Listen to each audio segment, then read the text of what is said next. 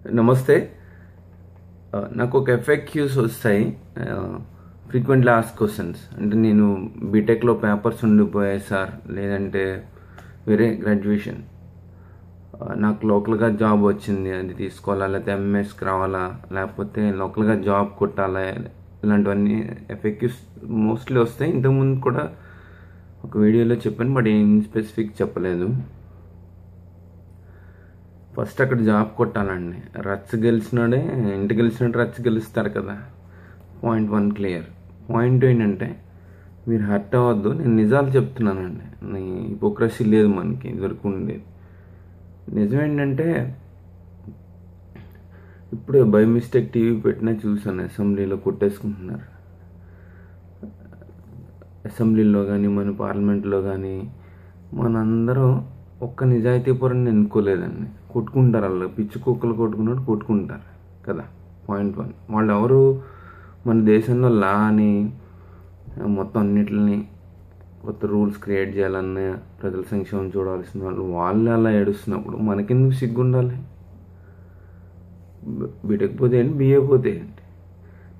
నేను చూశానండి, మన దిక్కుమాల సమాజం ఇంటర్ కానీ డిగ్రీ కానీ ఫెయిల్ అవుతే ఎంత నరకం చూపిస్తుందో నేను చూశాను. అందుకే నేను ఎంపథైజ్ చేసి చెప్తున్నాను. ఒకటే. సెకండ్, వీళ్ళంతా వీళ్ళు ఇష్టం ఉన్నట్లు బిహేవ్ చేస్తుంటే మనకి సిగ్గెందుకు సార్? సిగ్గులేని దేశంలో ఉన్నాం, సిగ్గులేని వాళ్ళు మన వాళ్ళంతా.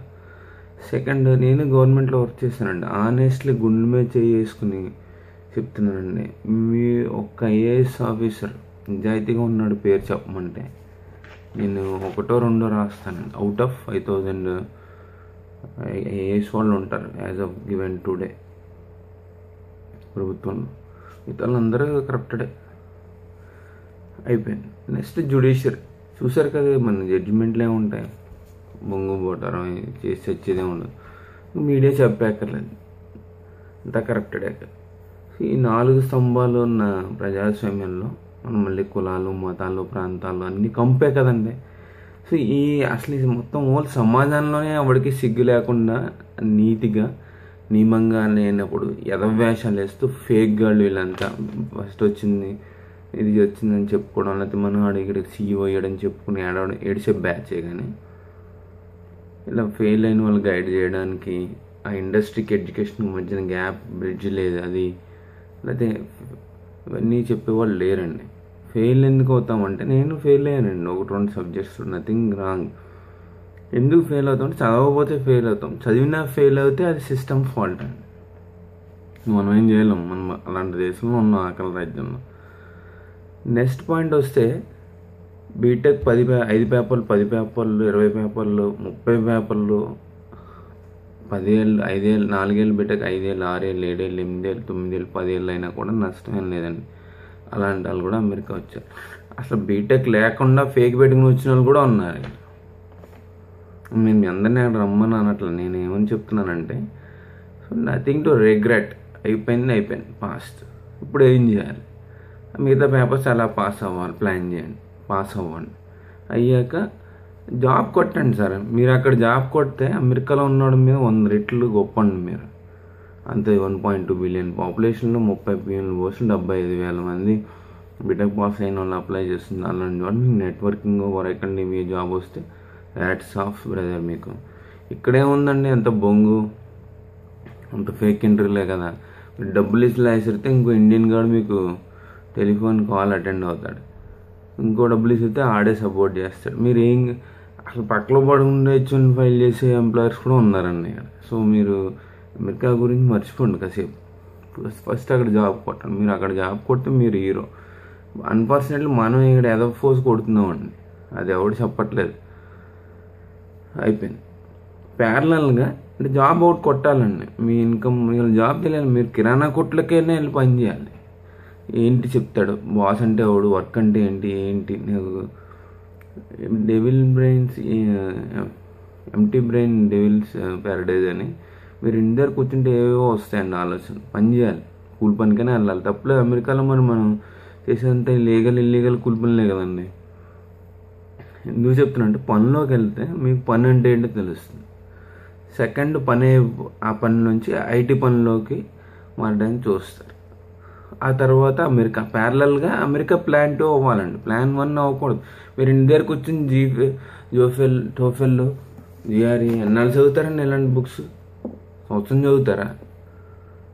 ఏం చదువుతారు? అంత చదివేది ఉంటే బీటెక్లోనే ఓడిచేస్తాం కదా, పాయింట్స్ మార్క్స్ కదా. సో టైం వేస్ట్ చేయకండి ఇంటి దగ్గర కూర్చుని. BTech TOEFL GRE TOEFL GMAT ఏదైతే ఉందో అది జాబ్ చేస్తూ నైట్ టైం కష్టపడండి. 2 గంటలు 4 గంటలు పడుకోండి. మిగతా టైంలో అమెరికా ప్యారలల్గా ట్రై చేయండి. ఈ ప్లాన్ 2 ఫెయిల్ అయినా మీకు ప్లాన్ 1లో జాబ్ ఉంటుంది కదా. అంతేగాని నేను అమెరికాదే ప్లాన్ 1 ఇదివరకు పూర్వం రోజుల్లో ఏం చేస్తున్నాను, సీఏ చేస్తున్నాం అనేవారండి, ఏదో ఏఎంఐ చేస్తున్నాను, అది ఎప్పుడు కావాలి కదా. సో అలా పెట్టుకోవద్దండి. అమెరికాకి ప్రిపేర్ అవుతున్నాను అవన్నీ కాదు. వీసా వస్తే మిమ్మల్ని ఎవడ ఆపడు సార్. ఓకే, వీసా రాకే కదా తిప్పలు. వీసా వచ్చిన వాళ్ళందరూ ఇక్కడ బుడింగ్లో ఏం కాదండి. 1% ఎక్కడో క్రియేటివిటీ ఉంటారండి. నేను ఇంతకుముందు కూడా ఎగ్జాంపుల్ చెప్పాను. అందరు కార్ డ్రైవర్ లాగే ప్యాచ్ వర్క్ చేయడానికి వచ్చాం. కార్ డిజైన్ చేసేవాడు ఒకడో ఉంటాడు కదా కంపెనీకి, ఒకడో ఇద్దరు. అలా డిజైన్ చేసే బ్రెయిన్ కెపాసిటీ మనకి లేదండి. మన వాళ్ళు ఉంటే నాతో ఎందుకు మాట్లాడతారంటే మనలో ఉండరు కదా, ఎక్కడో హై లెవెల్లో క్రిమిలో ఉంటారు. అయిపోయింది. సో మీరు అమెరికా బెంచ్ మార్క్ అని పెట్టుకోకండి సార్, అది నేను చెప్పేది. F1 H1 అదే పెద్ద సక్సెస్లో ఏమి ఉండదండి. నిజం చెప్పాలంటే వీళ్ళకంతా తెలుసండి అమెరికన్స్కి. ఎవడేం చేస్తున్నాడో వాళ్ళ ఈమెయిల్స్ అన్నీ చూస్తారు, వాళ్ళకే తెలుసు. బట్ టైం వస్తే బుక్ అయిపోతారు. సో అంతా ప్రాక్సీ చేస్తారు, ఫేక్లు పెడతారు. ఆనెస్ట్ రెజ్యూమే ఇందాక చెప్పాను కదా, ఆనెస్ట్గా ఐఏఎస్ ఆఫీసర్స్ ఎలాగో నేను ఒకటి పేరు కూడా చెప్పలేనండి. ఆనెస్ట్ రెజ్యూమ్ ఆడ ఓన్ రెజ్యూమ్తో జాబ్ కొట్టాడా అని చెప్పమంటే నేను ఎవరి పేరు చెప్పలేను అనమాట. అంత ఫేక్ చేస్తారు. ఇండియాలో అలా ఉండదు కదా. సో అందుకని నేను 100 రెట్లు బెటర్ అని చెప్పాను. మీరు అక్కడ జాబ్ మెయిన్ అండి. Second America plan. అమెరికా రావద్దని అన్నట్ల, అమెరికా ప్లాన్ మీకు సెకండ్ అవ్వాలి. ప్లాన్ 2లో ఉండాలి. ప్లాన్ బి, ప్లాన్ ఏ లోకల్గా జాబ్ కొట్టాలి. అది తర్వాత మీరు వేసా వచ్చాక అక్కడ గుడ్ బై చెప్పి ఫ్రెండ్లీగా ప్రొఫెషనల్గా ఆ బాస్కి అప్పుడు అమెరికా ఫ్లైట్ ఎక్కుతారు. అది F1 H1. ఈ పాయింట్ క్లియర్ కదా. గుడ్ లక్, డోంట్ వర్రీ అండి. నేను బీటెక్ పోయిందని మీలో డిప్రెషన్గా ఫీల్ అయితే టీవీ ఆన్ చేసి అసెంబ్లీ న్యూస్ చూడండి. వాళ్ళ మీద మీరు 1000 రెట్లు బెటర్ అండి. వాళ్ళు అలా కుక్కల్లా కొట్టుకుంటూ ఉంటారు మన అసెంబ్లీలో, పార్లమెంట్లో. ఏ స్టేట్ అయినా అంతే, ఈడాడని కాదు. మనకి ఏం పోయింది, మనం చదవలేదు కూడా పోయింది పేపర్, తప్పే ఉంది. అయినా మన దిక్కుమాల ఎడ్యుకేషన్లో 25-30 పేపర్లు ఉంటాయండి. ఇక్కడ MS ఈజీ కదా, అందుకే అందరూ పాస్ అయిపోతారు. ఇక్కడ ఆ ఎడ్యుకేషనల్ చేంజ్ కూడా మనకు రావట్లేదు. ప్రిపేర్ అవ్వండి. What I'm saying is be confident. మీకు మీరే సాడ్ సార్, మీకు మీరే బుడింగ్ అంతే. ప్రిపేర్ అవ్వండి, పాస్ట్ రిగ్రెట్ అవ్వకండి. ప్రజెంట్ ఇప్పుడు ఏం చేయాలో ప్లాన్ పెట్టుకోండి. నేను చెప్పాను కదా, ఇటుపక్క ప్లాన్ ఏ, ఇటుపక్క plan B. So plan A అంటే జాబ్ కొట్టడంలోకి వెళ్ళండి. సో ప్లాన్ ఏ బి ప్యారలల్గా వెళ్తారు. అది ప్లస్ అమెరికా రాలేదని ఏడుస్తారండి. ఇక్కడికి వచ్చాక హోమ్ సిక్ అని ఏడుస్తారు, వెళ్ళలేరు. తర్వాత గ్రీన్ కార్డ్ అయినా మాయలో పడిపోతారు. అక్కడ అమ్మ బాబు రారా అనే వెళ్ళరు, వాళ్ళు పోయినా వెళ్ళరు. ఇంకెందుకని ఎదో బతుకులు అమెరికాలో ఉన్నాడు మా అబ్బాయిని గొప్పలు చెప్పుకోవడం డాలర్లే. కానీ గ్రీన్ కార్డు కోసం అందరినీ పోగొట్టుకుంటారు సార్. ఆ కార్డు వచ్చాక వీడి జీవితం సర్వనాశనం గుడిసిపోతుంది సార్. నిజం చెప్పాలంటే అమెరికా కొంతవరకు బాగానే ఉంటుంది. అందుకే నేను తిరిగి వెళ్ళాలి. నువ్వు అమెరికాలో ఉండి అలా చెప్తున్నావు అని నాకు బడే ఆడుస్తున్నారు సార్. అది కాదు, తిరిగి వెళ్ళకపోతే ఇక్కడ మటాష్ సార్. అంతే, దేశానికి సేవ చేయాలి కదా, ఎక్కడి నుంచి అయితే వచ్చాం అని. సో ఇక్కడికి వచ్చి అందరూ ఏడుస్తారు సార్ డిప్రెషన్లో. ఎవడు చెప్పడు, హోమ్ సిక్ అని ఏడుస్తారు. డాలర్లో అమెరికా మైలో పడిపోతారు. వెనక్కి వెళ్తే బతుకులేమో ఫియర్లో ఉండి ఇక్కడ ఉండిపోతారు. ఎన్ని డబ్బులు వస్తే ఏముందండి? మీరు వెనక్కి మీరు ఎక్కడి నుంచి వచ్చారో అక్కడికి వెళ్ళలేని అక్కడికి ఎన్ని డబ్బులు వస్తే ఏంటి ఆవిడకి కావాలి. సో వాడు ఇప్పుడు గూగుల్ CEO, మైక్రోసాఫ్ట్ CEO మా అంకుల్ సన్నయ్య ఉండే. సో వాటి నాకేంటి, మీకేంటి, దేశానికి ఏంటి, అవన్నీ పక్కన పెట్టండి. అది కాదు, మీరు పాస్ట్ రిగ్రెట్ అవ్వకండి. ప్రజెంట్ ఇప్పుడు ఏంటి, నెక్స్ట్ ఏంటి, ముందు జాబ్ కొట్టాలండి, అదే మెయిన్. సెకండ్ ప్యారలల్గా వేరే కంట్రీస్ పెట్టుకుంటారు. ఇక్కడ కూడా పెద్దగా అమెరికా వాళ్ళ దేశాన్ని నిర్మాణించుకున్నారండి బాగా. మనం వచ్చి స్పాయిల్ చేస్తున్నాం అంతే. ఎవరు వచ్చినా ఫేక్లోంచి వెళ్ళాలి. ఎందుకంటే వాళ్ళ సిస్టమ్ ప్రశ్న తీసుకుని మేము ట్రైనింగ్ ఇస్తామనే ఆస్పెక్ట్లో వాళ్ళు లేరు. అందుకని ఇంజనీరింగ్స్ అందరూ వాడేసుకుంటారు ప్రాక్సీ కాల్స్, ఫేక్లు పెట్టి జాబ్లో. మీరు క్రైమ్ నేర్చుకుంటారండి బేసికల్లీ. అమెరికా వస్తే మీరు క్రైమ్ ఎలా చేయాలో బాగా నేర్చుకుంటారు, బాగా డబ్బులు వస్తాయి. పట్టుబడి జైల్లో కూర్చుంటారు సార్. ఎవడ నాలంటాడో ప్రూఫ్ వేసి ఈమెయిల్ వేసి కుమ్మాడంటే మీడియాకి పీక్కులేక సావాలి వాళ్ళు. వాళ్ళ ఫోన్లు, ఈమెయిల్లు, రెజ్యూమ్లు అన్ని ఫ్యామిలీని పెట్టేసుకుంటున్నారు ఈ మధ్య. So be confident. చెప్పేది ఏంటంటే బీ కాన్ఫిడెంట్, పాజిటివ్గా ఉండండి, ఎవరు పోయని బాధపడకండి. ఏముంది సార్, మన సర్టిఫికేట్ సింపుల్ టాయిలెట్లు వేయడానికి కూడా పనిచేయదండి అమెరికాలో. మీరు సర్టిఫికేట్లు అని చెప్పుకుంటే ఇలా రికగ్నైజ్ చేయరు. అందుకే 16 years ఆఫ్ ఎడ్యుకేషను కొన్ని పాయింట్స్ ఇవ్వడం జరుగుతుంది. మరి మీరు మీ దిక్కుమాల కాలేజీ ఎవడు పెడతారు కదా VH1 రేట్ షెడ్ చేసి, ఆ కాలేజీలో చదివినా, IIT మద్రాస్, IIT SM చదివినా ఇక్కడ అంతా సమానం సార్. ఇక్కడ అసలు కన్సిడర్ చేయడు. సో మీరు అడవాల్సిన అవసరం లేదు, బాధపడాల్సిన అవసరం లేదు. ఒకటే. సెకండ్, ఇక్కడ అంతా ఒకటేనండి, ఒకటే ట్రక్ ఎక్కుతారు, ఏదో చేస్తారు.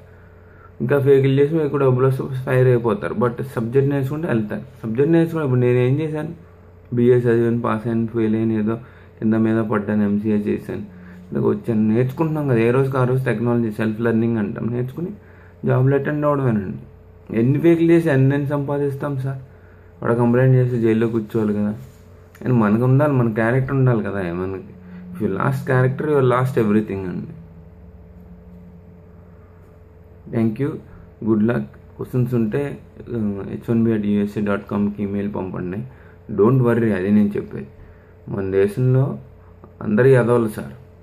Take it my word for granted. అందరూ ఎదవాలి. Nobody is honest, nobody is speaks truth here are there also. హిపోక్రసీలో ఉంటాం. ఇంకా అలాంటి ఓ పేపర్ పరీక్షలో ఓ పేపర్ ఫెయిల్ అవుతే అలా చదవడమే ఇంట్రెస్ట్ లేదండి. వ్యవసాయం ఇంట్రెస్ట్, బిజినెస్ ఇంట్రెస్ట్ అనుకోండి. నేను చదవను, దాని తర్వాత ఆపేస్తాను. ఏంటి సో వాట్? కాకపోతే నువ్వు నన్ను మంచిగా ట్రీట్ చేయవా? సో అలా ఆ ఆస్పెక్ట్లో ఆలోచించండి. పాజిటివ్గా ఉండండి, కాన్ఫిడెంట్గా ఉండండి. క్వశ్చన్స్ ఉంటే ఈమెయిల్ పంపండి. Okay, thank you, God bless you. ధన్యవాదాలు ఈ వీడియో చూసినందుకు.